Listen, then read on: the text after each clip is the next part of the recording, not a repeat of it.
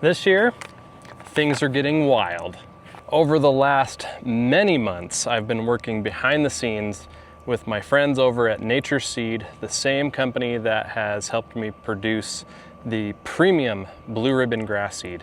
And we've done it again. We've been working on a very special project, and I'm beyond excited to introduce you to my Perennial Wildflower mix. I'm so excited about this. A lot of people have been asking for me to do something like this, and I'm excited to make it a reality.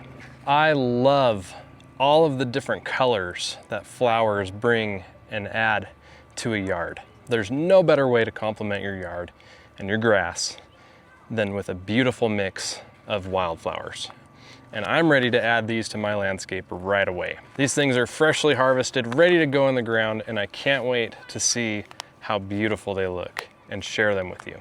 Now, these are gonna come in half-pound bags, and they are available directly from Nature's Seed. I will leave a link in the description of the video below. I hope you'll pick these up and add them to your landscape. They will grow anywhere in the US. I'm so excited about this. I can't wait to share more with you, especially the progress as these things start to grow over the next couple of years and really blossom into something special.